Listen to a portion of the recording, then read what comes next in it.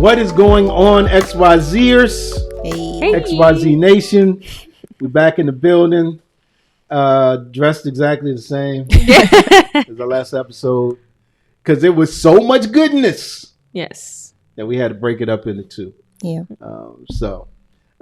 Again, I'm your host, Chris.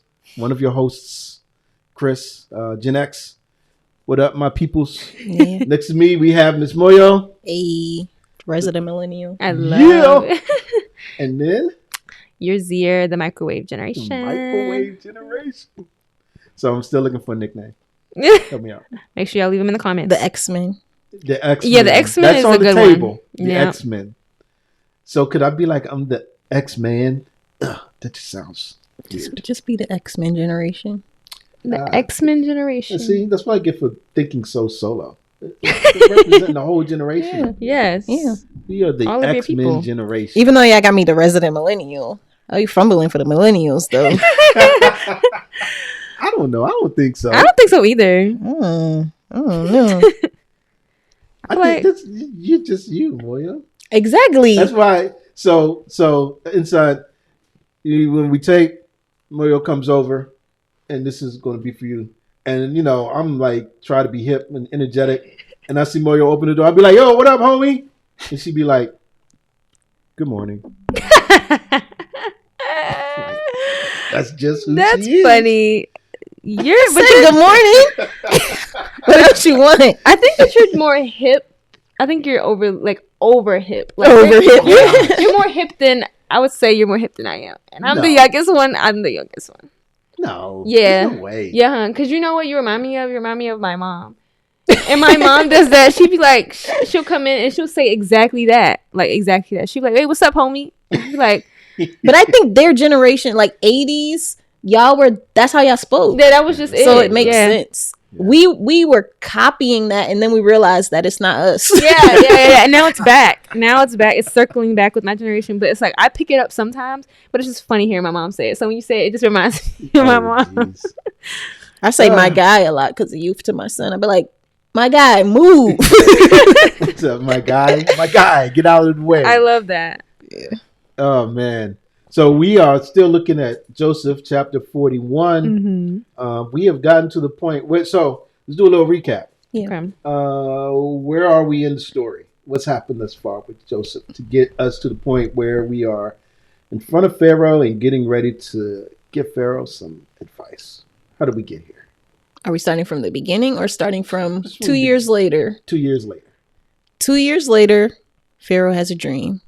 Pharaoh's like, bro, somebody interpret this dream. And the people are like, I don't know what this means. And then the cupbearer is like, oh, shoot, bro. I just remembered this man who interprets dreams. My bad, but can we go get him? And then Pharaoh's like, go get him immediately. And of course, he got to shave and be presentable first. They're like, let's hurry up and get him. But then, hold up, go clean up first. Right. Like, do you want him here now or not? And Joseph is like, hey, I can do that. God can do that. Actually, not even me. God can do that. Mic drop. Yeah. And yeah, so at this point, Pharaoh has told Joseph the dream. Right. Joseph has given the initial. Has he given the initial interpretation? Yep. He's given the initial interpretation, and then we're jumping into 33 to 36. Wow. I like that. Yeah. It's the Moyo interpretation. Yeah. the MIV, Moyo interpretation version. Exactly. That's how I read the Bible. There is a version of the Bible where they read it like that. Really? I was listening to it for a little bit. I have to find the name of it. It's like, is it Lighthouse?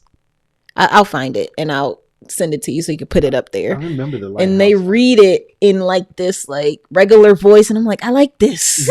Like sometimes I just play it in the car back in the day just to be like, talk to me regular. I don't want to hear all this. Yeah.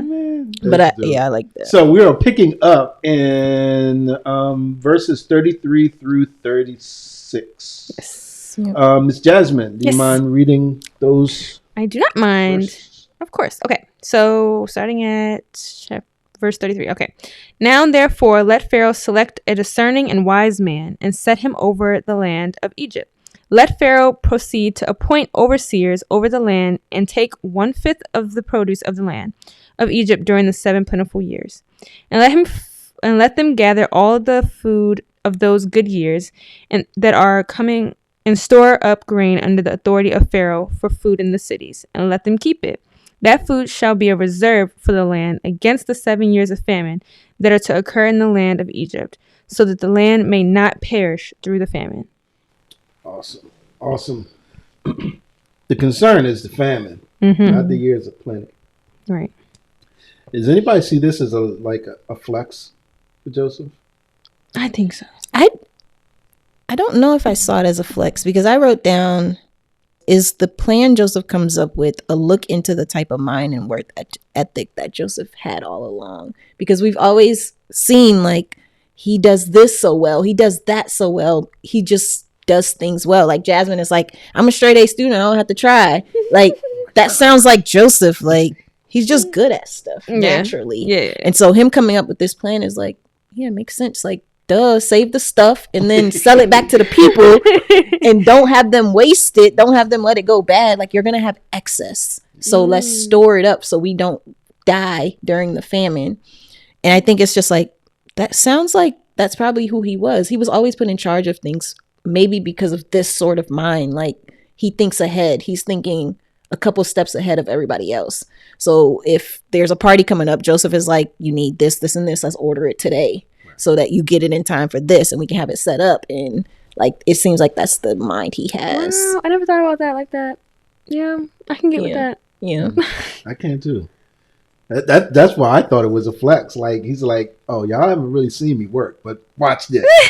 I now got the spotlight, the shine. But Joseph don't be flexing. That's what we've learned about him. He's humble. Okay. He's just good at stuff. It's like, okay. Yes, you're right. He is humble. He's humble. Is he? What? Okay. You know, confident. He's very confident. Because I'm like, how can we? Okay, so basically, he said several times how, like, about his dreams, and they put him in such a great light. For the stocks bound, like, his parents bound out to him, the sun, moon, stars, all his dreams initially, right? And then, you know how we had our thought about him being bratty and all that in the beginning. Do we now see it as confidence that he's standing in? His own confidence? The confidence in God? Like, what is it? Because before it was, I believed in him. But we mentioned him being like a little bit like, pumped his chest up a little bit. Yeah. Well, I don't know if I didn't think about him as pumping his chest. I thought that he was naive. I think back then I was like, he's a little naive. He's a little like, you don't know when to speak and when to be quiet. And read the room. Yeah, exactly. I think you said that in that episode. Like, bro, relax. We don't care. We don't want to hear this. And I think now people are asking for his opinion. So it's like, oh, I can talk? Oh, Let me talk. Yeah. Okay. Back then, nobody asked you, Joseph. We didn't ask about your dreams. Okay. We didn't ask you to interpret our dreams. So leave us alone. Yeah, I think that I see that. I think that's the difference now. We're like, oh, he's so confident. He been confident, but nobody was asking you. Like, unsolicited advice. We don't want it. Right. We don't. I agree. Wow. That's good. I like that. I'm gonna use that at some point. I'll give you credit. Like, you've been about that. He's been confident. He just didn't know how to read the room. Yeah. Wow. So what advice does he give? And it sounds like we all think it's good advice, right? It just makes practical sense. Yeah, preserve the food so that at the end, when the famine comes, and we all have food. We all got it. Yeah. We all got the excess. And I was reading something and they said, so he's still talking to Pharaoh, right? Pharaoh is still the most powerful person probably in the ancient Near East at the time. Mm-hmm. So Joseph, I think, has to weigh this thing from coming off bratty. Mm-hmm. Maybe he's getting better at reading the room, but more as, I highly suggest you do these things. Yeah. Not like, you, Pharaoh, need to. Right. There's a difference there. Yeah. So. And I think it's good that he didn't say, I can do this for you. Mm-hmm. Put me in charge so I can do X, Y, and Z. He's like, hey, you should probably pick somebody who can, do these things. So yeah, he's learning. He is learning to read the room. Like, don't come out here just too strong. Right. Running that mouth. Yep. And his plan is all encompassing, to do what during the times of plenty, what to do during the famine, and what the ultimate outcome is. Because one thing we didn't touch on in the last episode, well, we did touch on it a little bit, but just to stress the fact, the foot stomp, the fact that this famine was going to be something very severe, right? To the point, even here at the end of verse 36, it says, so that the land may not perish through the famine. So there was, in some versions, will say something to the point of that, so that Egypt may not be cut off. Mm-hmm. It's like this famine was going to be bad enough where if you didn't manage it, Egypt would be no more, right? It's going to be a pretty severe famine. So the 1/5 of it, like only taking 1/5 also shows you how plentiful this good part was about to be. They didn't say take half. Right. They just are taking 1/5. So how much are these people getting in this surplus? Surplus here. Yeah. Yeah. Yeah. Wow. So that's awesome. That's awesome. And the dream was given to the person that could actually pull all of this stuff off in Pharaoh. Right. Yeah. And set everything up. Anybody want to read 37 through 45? This proposal pleased Pharaoh and all his servants. And Pharaoh said to his servants, can we find a man like this in whom is the spirit of God? Then Pharaoh said to Joseph, since God has shown you all of this, there is none so discerning and wise as you are. You shall be over my house, and all my people shall order themselves as you command. Only as regards the throne will I be greater than you. 41. And Pharaoh said to Joseph, see, I have set you over all the land of Egypt. Then Pharaoh took his signet ring from his hand and put it on Joseph's hand, and clothed him in garments of fine linen, and put a gold chain about his neck. And he made him ride in his second chariot, and they called out before him, bow the knee. Thus he set him over all the land of Egypt. Moreover, Pharaoh said to Joseph, I am Pharaoh, and without your consent, no one shall lift up hand or foot in all of the land of Egypt. And Pharaoh called Joseph's name Zaphenath Paneah, and he gave him in marriage to Asenath, the daughter of Potiphera, priest of On. Yep. So Joseph went out over the land of Egypt. Ooh. We started at the bottom, now we're here.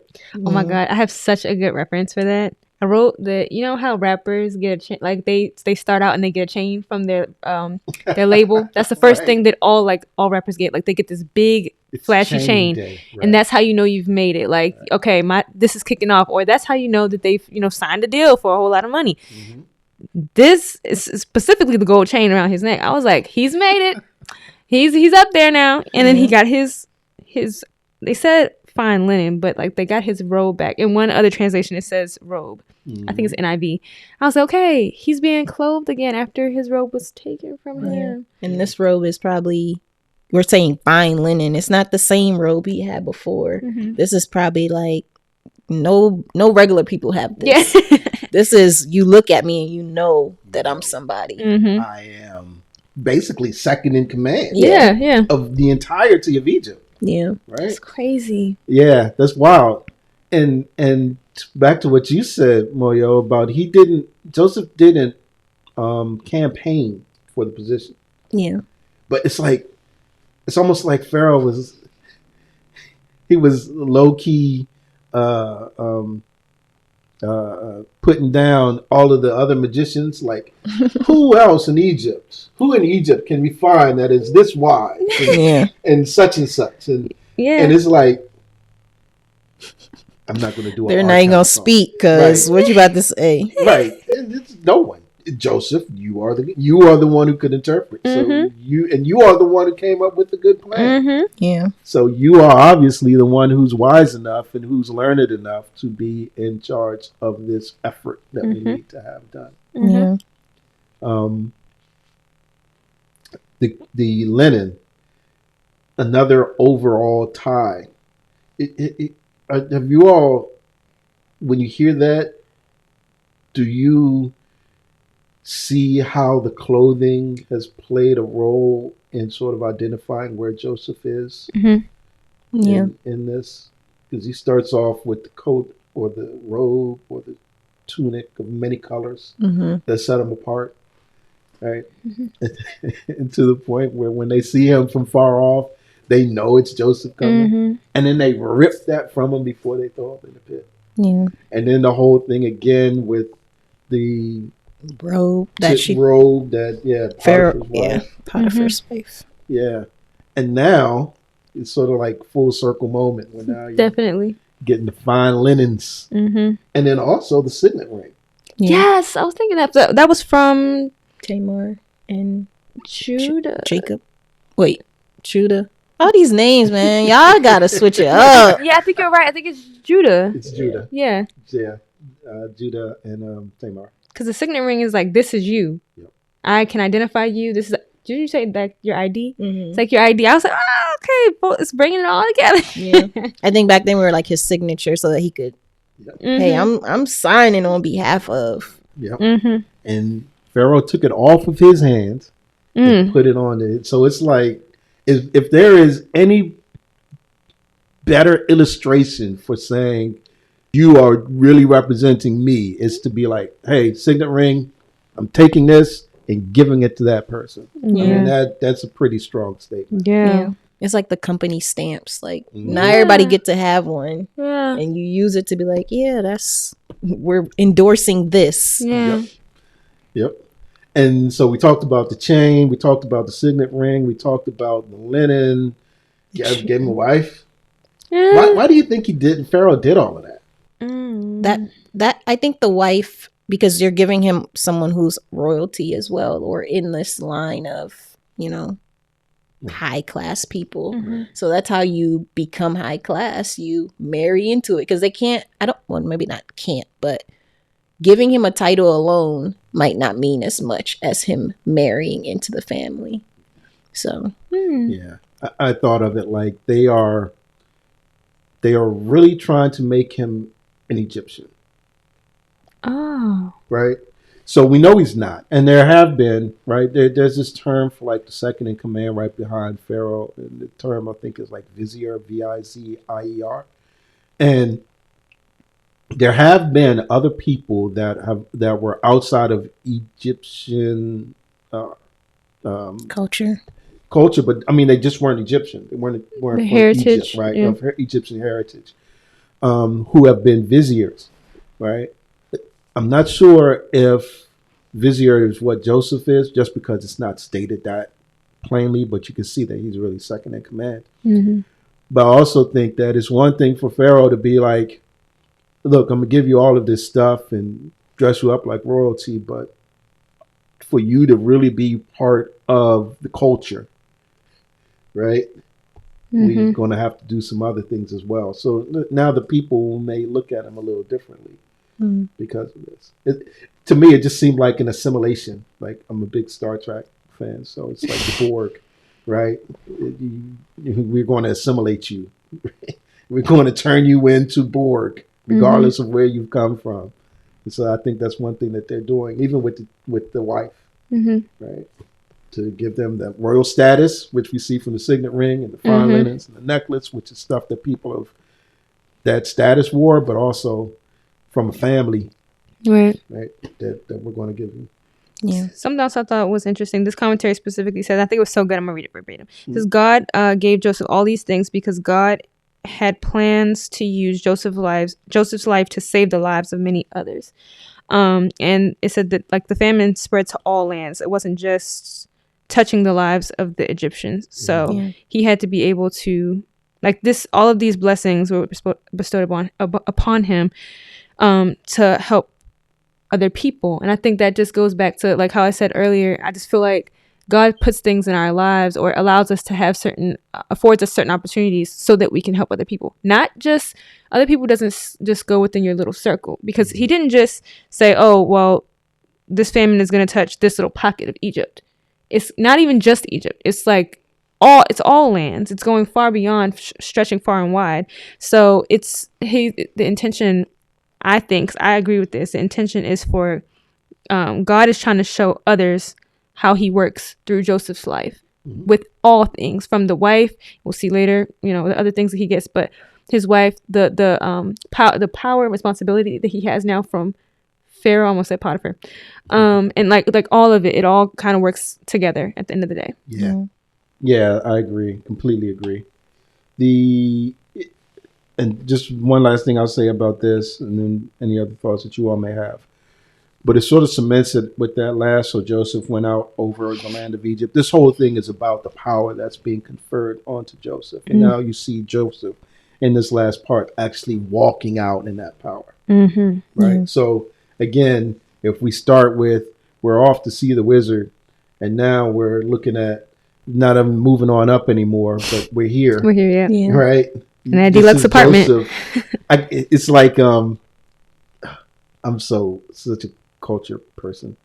It's like when you see the TikToks and people are like, this is me walking into such and such, and they walking all big and like I can almost imagine that, right? They got a little strut to their step, they lean and got all the stuff, and just like it's me, I'm him, I'm here.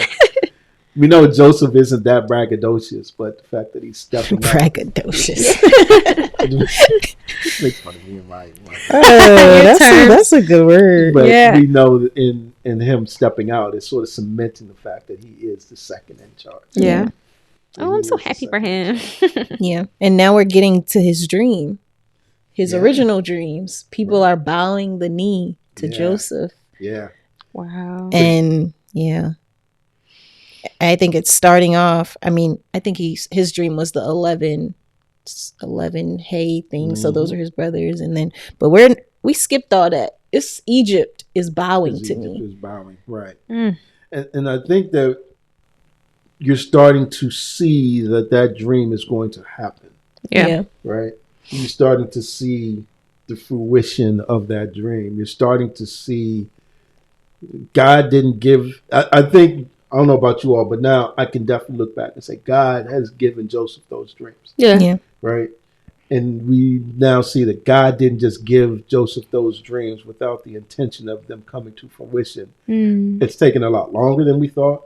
It's been not just a ascension. It's been several drops, descensions. Now we see an ascension, and it's like, okay, this might be it. This might be good, because we thought Joseph was good earlier. Yeah. I mean, I don't know about y'all, but I thought, hey, Joseph I know he's still a slave, but he's doing well for himself over there in Potiphar's house. Right? So we're seeing that uptrend, that uptick. Verses 46 through 49. I'll go ahead and read those. It says, Joseph was 30 years old. Joseph was 30 years old. Oh my gosh, she was a millennial. Not a millennial. That's crazy. When he entered the service of Pharaoh, king of Egypt. And Joseph went out from the presence of Pharaoh and went through all the land of Egypt. During the 7 plentiful years, the earth produced abundantly. And he gathered up all the food of these 7 years, which occurred in the land of Egypt, and put the food in the cities. He put in every city the food from the fields around it. And Joseph stored up grain in great abundance, like the sand of the sea, until he ceased to measure, for it could not be measured. Joseph is 30, y'all. That's crazy. Do you remember what age he was when we first met him? 17. Yeah. Oh my gosh. 13 years. Yeah. That's insane. Yeah. I feel like this is going back to like our podcast name, and she's saying, oh, he's a millennial. Like, he's gonna touch all of our ages. Probably. Yeah. And Yeah. we're seeing that evolution of his life. Yeah. Like, we're growing up with Joseph. Yeah. We definitely, that's a good point. I didn't think Yeah. of it that way. We are. We Yeah. met him at 17 when he was a little naive, couldn't read the room kid. Yeah. Now he's a young adult, because that's what I call myself. And he's like making it now. Like, Mm-hmm.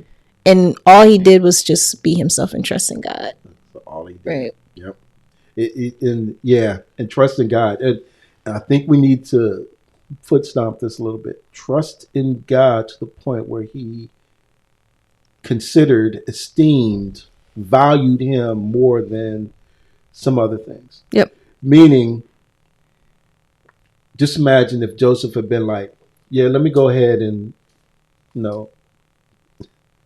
don't do it, Chris. Let me go ahead and lay with Potiphar's wife. I was going to say bed down, but that's not. Bed down Oh, is crazy. my. I thought you were going to say sleep with. I know, me too. Like a regular person. But he said, no, I can't do this. Yeah. He said, one, it would be wicked. It's a wickedness against the master, and ultimately it's sin against God. Mm-hmm.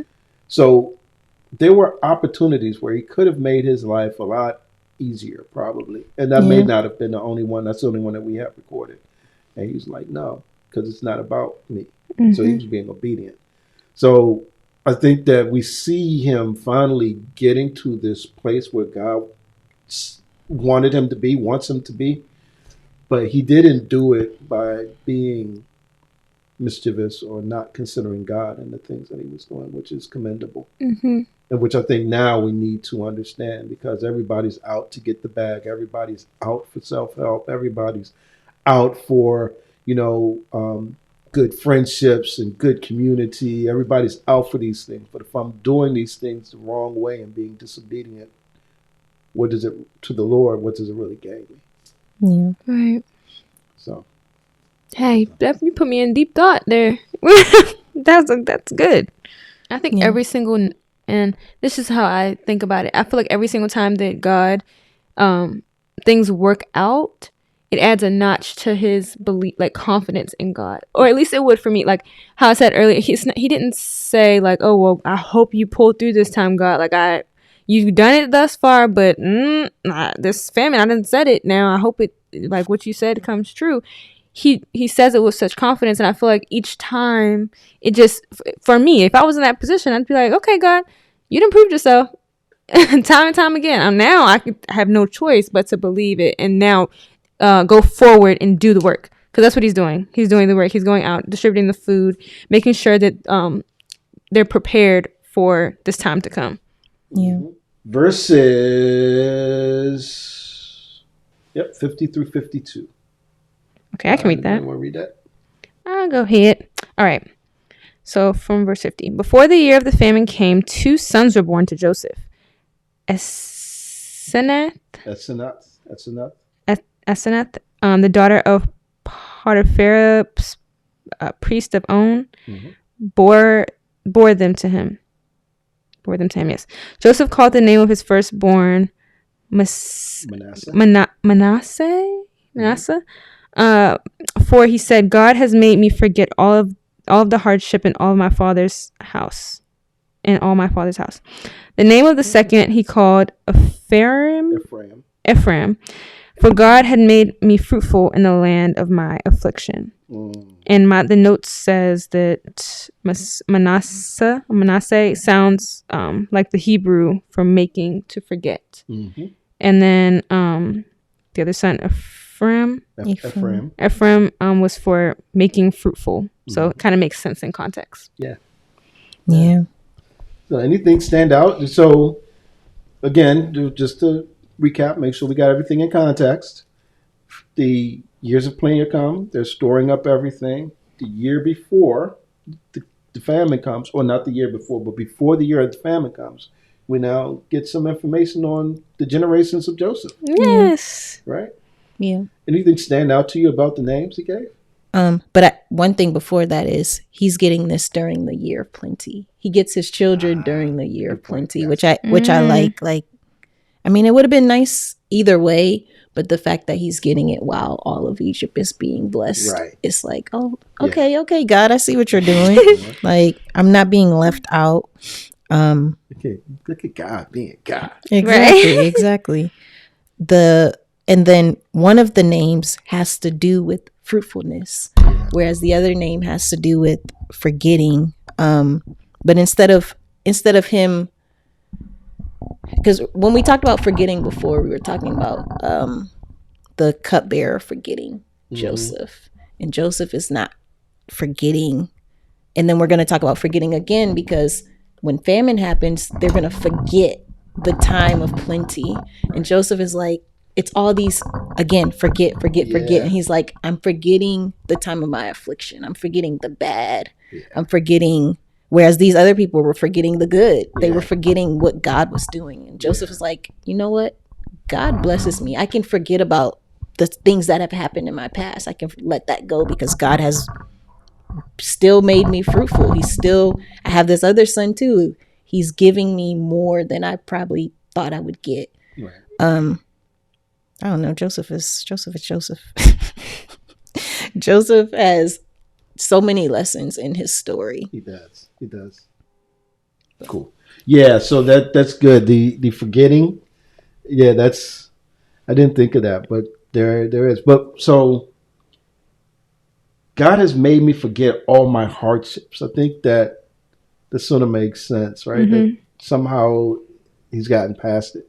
But when it says all my father's house and all my father's house, what do you think about the forgetting and what's happening there? I don't know. That was confusing to me. I don't know if he's giving up on his father's house, but I think he's settled now where he is. Yeah. Okay. It's just like there's no going back there. Right. So I kind of have to let that part of me go to some extent. Like, it's still his family. Yeah. And we find out how he really feels about his family later on. And I mean, Joseph, he loves his family, but this is where God has him. So he's always been the type to just settle where he is. He doesn't seem like a fighter. He's just like, okay, I'm here. Yeah. God has a plan for me, I'm sure. It definitely sounds like Gen X. One other thing that stuck out to me about the name is that Pharaoh renamed Joseph, and nobody cared. Nobody cared because everybody still calls him Joseph. But when Joseph names his children, these are Hebrew names. They did all this stuff, right, to sort of acclimate Joseph, to bring him into Egyptian culture, to be like, yeah, you're Egypt now. We're gonna marry you off. People are gonna see you that way. Give you a new name.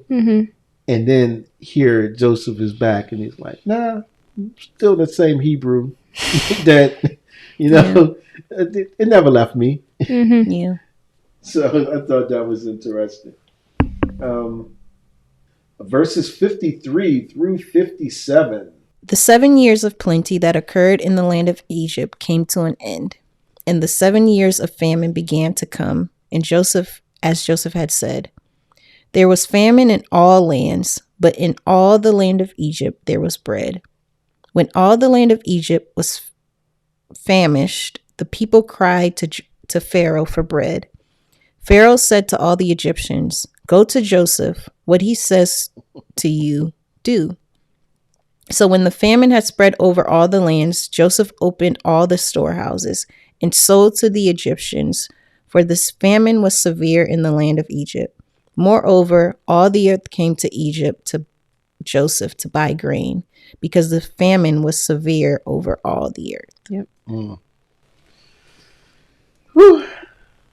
The famine's hit. Yeah.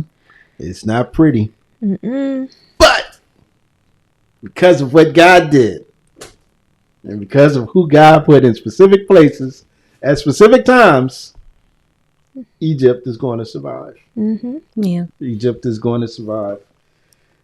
Anything? Did you all find it interesting that when the people were like, "Hey, we hungry, Pharaoh, what you gonna do?" And Pharaoh was like, "Look, I put him in charge. Yeah, go talk to Joseph. Go talk to Joseph.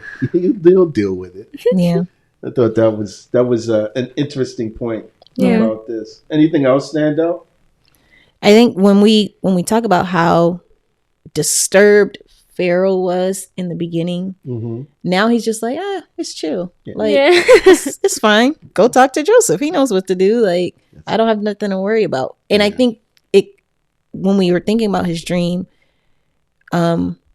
people would have relied on him. And we see that they're coming straight to him as, this is you. You're supposed to be the representative of whatever God that's supposed to supply our needs. Right. So supply our needs. Right. And I think that if he didn't, well, that's if everybody didn't die, but if he wasn't able to solve this problem, he wouldn't be Pharaoh anymore. They would have to change him out. Like, that's not the God that we're looking for. We need somebody else. And I think I read somewhere where they said that happened, where if the Pharaoh wasn't doing things that they felt was from God, their gods, then they would be like, okay, no, you're out. Wow. And they would put somebody else in. So it wasn't like how in Europe they have the queen and she is going to be her no matter what. It's just that family. It's, no, you're not appointed. We need someone else.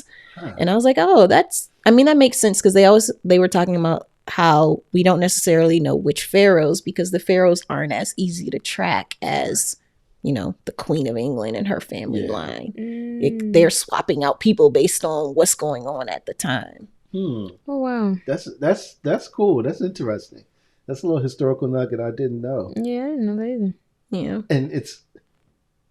I think I was reading somewhere where they're like, how do we figure out which pharaoh this is in Joseph's story? Like, if you're looking at Egyptian history, and it's hard to pinpoint, but I think they had like 3 different ones, and they're like, depending on if it's this, then it would mess up the timeline for that, or like they're trying to figure out. I don't know if there's actual final answer. I'm sure there's not, but because we aren't told, but people are trying to figure out when was there a famine and who was the pharaoh at that time. Some people said that the pharaoh at the time wouldn't have been, may not have been an Egyptian himself. If I can't get all the details, but when you go later into the story and the people are like, get all of the Israelites out of here, that pharaoh would have been somebody who had Egypt in mind, where this pharaoh is like, everybody, we're all family, like it doesn't matter. So it's like the politics of it. Wow. That's a good point, because in Exodus it says that there's a new pharaoh, and this pharaoh did not know Joseph. And that's when all the hardships for Israel started. Right? That's when they started enslaving them and making them make bricks and do all the building. And I wouldn't imagine that if it was a pharaoh that was connected to the first pharaoh, he would forget. Because that's your family. So I was like, that makes sense that it would be somebody completely new. Cool. Cool. What about the impacts to regions outside of Egypt? I know they're saying all of Earth, but what does the map look like at this time? Right. Yeah, I think that's a little bit of hyperbole. It may have been all that they have known at that time. Or all that they would have considered. Lands outside of Egypt, essentially. Like, that's how. Like, I just thought, like. But there's they know of surrounding areas. Yeah, definitely. So that would be what we're saying is there, like all of Earth. All of Earth, yeah. Right. That's what I'm thinking for that. Yeah, I think it's hyperbole, some figure of speech there.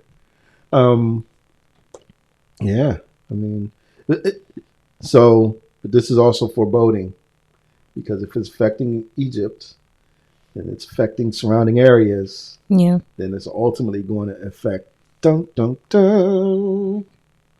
Joseph's family, and we'll see how that carries out. Coming up. So, I think that's it for 41. Yeah. Any questions or anything we need to talk about? Or yes. Okay. Yes. Any closing thoughts, or I have. Let me see. Put on my Arsenio Hall, things that make you say. Well, we've already discussed how, like, a little bit of how God's worked in our lives. In the last episode, we can touch back on that in this one as well. But one of the big questions that I wanted to ask kind of ties into how Joseph's story kind of radically changed. We went from one extreme to the other, and it took some time. I'm not going to say this was an overnight thing, but it went from him being a slave and he was in jail. Like, it was just a lot of some would look at it as very, very negative circumstances, to now him being, second in command to Pharaoh and having all of this power and responsibility. So my question for you guys is, how has God ever radically changed a situation in your life? And have you ever spoke of that testimony to anybody to kind of prove how God works in your life? And just so everybody knows, this will be linked in the description. These questions were part of a larger sermon and commentary that's really awesome. So you'll have access to that as well. Yeah. Put that in the show notes. All right. I haven't told a lot of people this. Exclusive. No, there was a point in time where I got laid off. And actually in the same house. And I needed a job. I was like, military was looking good to me at that point in time. My wife was like, "You're not going to no military." I'm like, "Hey, may I have to do what I got to do." But there was one time when I was in prayer. I was really young as a believer too. But I was praying like, "Lord, I can't. Nothing's biting right now. The unemployment's about to run out." And it's like, and I was like, "There's this interview, Lord, but it's all the way in Virginia. I don't want to go all the way in Virginia and waste my time. Do I go?" And it's just, it was just the weirdest feeling that I've had, and I can still remember it to this day. It was almost like a shock or something that went through my body, and I was like, I think that's the Lord telling me to go on this interview. And so I went on the interview, and I got the job. And so it was like, and then other stuff started coming up. Like one of my friends was like, "Oh yeah, I can get you a job such and such." And I was like, "Nope, the Lord gave me this one. This is where I'm supposed to go." So how true or not true that was, because it's not like the Lord kept me in that same job this whole time. But I think that was a drastic change for me in terms of, hey, I needed a job, and the Lord was like, "Okay, I got you." I still to this day say it was the Lord that had me go, because I wasn't going to go. And it has kept me employed until now, and prayerfully He continues to keep me employed going forward. But I think that was one case for a drastic change for me. Oh. That's good. Moya, you have a good one? And I don't tell you. Why am I giving all my... Listen. I'm like a private person. I don't do this normally. Your story is going to touch somebody in this audience, and they're going to be like, "Oh my God, I had something so similar." Or, "Wow, maybe that will happen in my life too." Thank you. But, why am I doing this in front of y'all? We'll give y'all exclusive tea. That should be enough to subscribe. Yeah, it is. Drastic change. I think my only real drastic change in life was getting married. And I feel like I always spoke about getting married, but I wasn't doing anything to get married. Like, I remember somebody was like, "I always knew you would get married because you always said you would." And I was like, "Yeah, I said it." That was it. Just said it. I wasn't out here like in any serious relationships. I wasn't the type of person to be like, "Oh, I'm with this person and we're exclusive and we're blah, blah, blah. And we're setting ourselves up for marriage." I was just like, when it's time, I'll be married. Like, okay. And I was just out here talking to whoever I wanted to talk to, whenever I wanted to talk to them. So I didn't have any serious relationships until my husband. Oh, wow. Okay. And then we got married. Wow. And it was just like, pretty drastic. Yeah, it was drastic. Because everybody was like, "Where'd you get?" And I wasn't the type to even bring people around. Oh, so really? I didn't bring it. Nobody met anybody ever in life. Oh, wow. They didn't even know people real names for real. What? Like, I had code names. I didn't tell people. Nobody knew what was going on. And so when I met my husband, when I met him, he had a code name. So he didn't have a name for a minute until he was like, "So what are we doing?" And I'm like, "I don't know." like, Not I've never been here before. I've never been in this situation before. I was just like, I am gonna go out with whoever want to take you out. We not tied down. So yeah, serious relationships were not for me. And then I ended up married. But I had always said I was gonna be married. So here I am. I'm still caught up on the code name. I'm like, I know, right? I was thinking Eagle about that flies too. over Arizona. Oh, if you I was ask my talking to friends, him. they'd be like, yeah, she had this person and this person. And like everybody had a code name. I don't want to say code names because people could probably figure it out. Okay. Maybe. Actually, maybe not. Only people that know me would be able to figure it out. But they didn't actually know the people. They just knew. They might know. The code name might be where they were from or like an attribute about them. Okay. So you could figure it out. Okay, that makes sense. Yeah. Wow. I don't want to say it because the person would know. Don't say they talk about me. Don't say the code name. Yeah. Don't say the code name. Yeah. But why was that so radical? Like such a drastic change for you? Because I think a lot of people, when they talk about marriage, they talk about how you need to prepare, you need to do this, you need to date as if you are, intentional about getting married, and you need to do X, Y, and Z. And I'm like, you don't. When it was time for me to say, okay, is this the person for me? I have a prayer journal, and I actually made a book for my husband with the prayers that had to do with him. And it's literally like, Lord, this guy is saying this, and I need to know, is this my husband or not? Like, just tell me. Like that I was literally praying that in my prayer journal, and God was telling me, yeah, and I was like, wait a minute, no. Like, I know I asked you and you say yes, but I don't know. Like, I don't know if that was clear enough. So I would write it again. So I don't know how many pages that book is, but it's literally the same. Give me a sign. I know you gave me a sign, but give me another one. I need confirmation. Another one. Yeah. Yeah, I always tell people, like, my husband, there were so many signs and so many things that were just like, girl, how many more do you need? I'm trying to give you clear signs, and you're just like, I don't see that sign. Give me a new sign. Yeah. Like my husband's name, my two best friends, his name, he has both of their names in his name, right? Sean, and then we have Marcus. My husband's name is from Marcus to Sean. His birthday is their two birthdays combined. Like, stop it. I'm not playing. His mom and my dad have the same exact birthday. Like, these were signs that were coming up, and I was just like, no, God, let's try again. Do something else. That's crazy.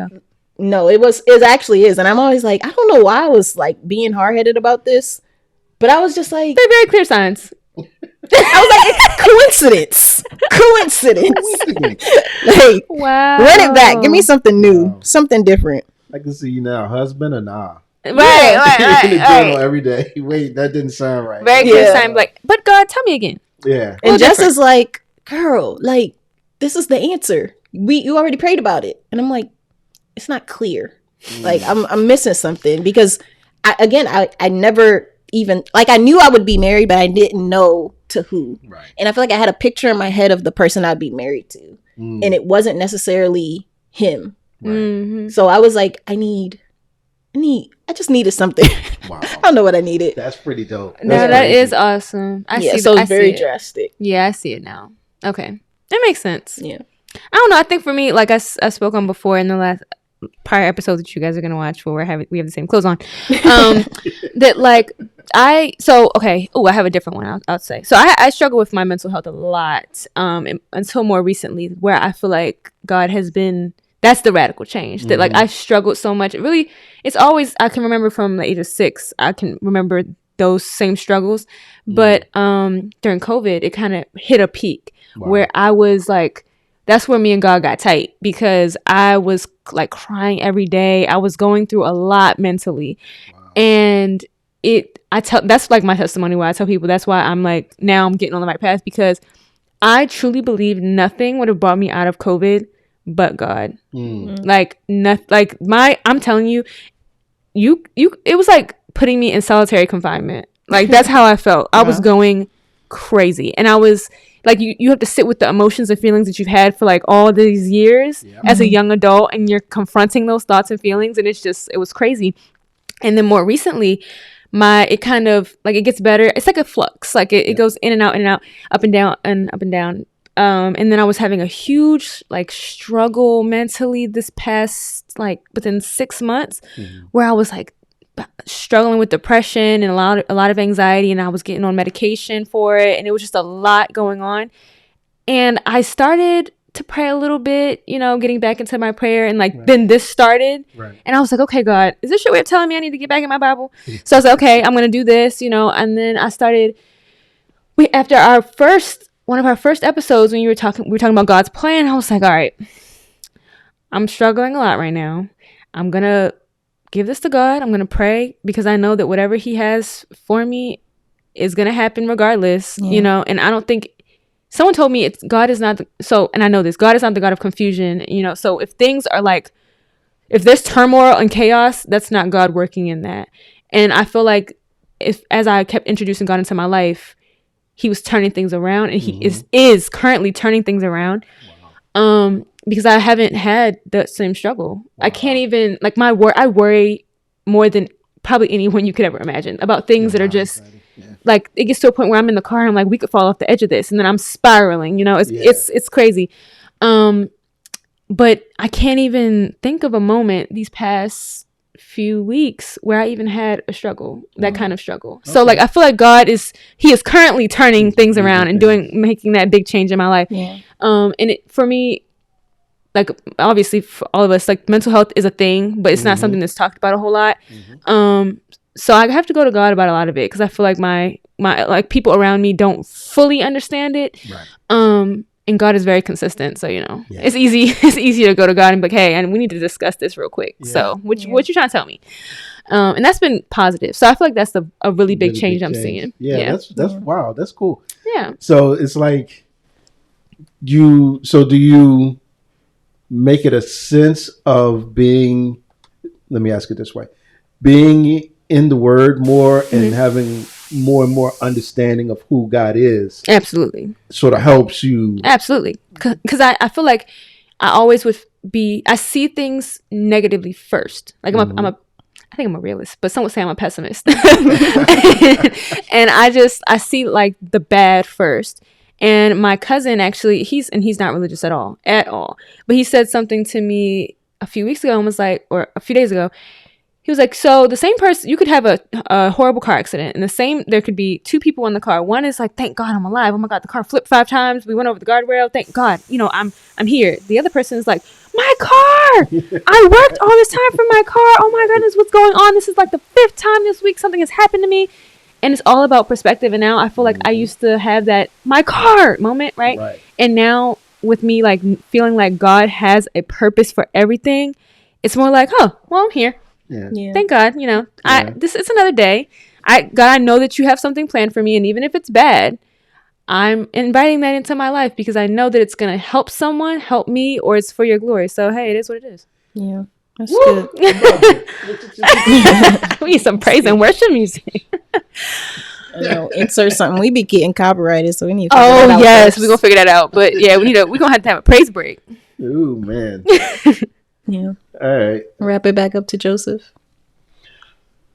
I want to answer some more questions. Oh my gosh. The only other one was how God works in your life. I feel like we've kind of touched on that. Even in those answers, I think each of us has given a perspective on it. Yeah. So that's cool. Well, the bigger picture is crazy, because when Jasmine came on our podcast, I didn't know her. Yeah, and it was just like I don't know how I figured out that you were. I think you said something about wanting to like get back into church and get back in your word and things, not on the podcast, but maybe outside of it. I think before we started or something. Like that. And I was just like, look at God put me in this place at this right time. If I didn't speak up, we wouldn't be here, huh? No, because we were waiting on the Gen Z. Yeah. We had this, Moyo kept pressing me. I think we even talked about this in our intro, right? You kept pressing me like, when we going to start? And I was like, what we going to do?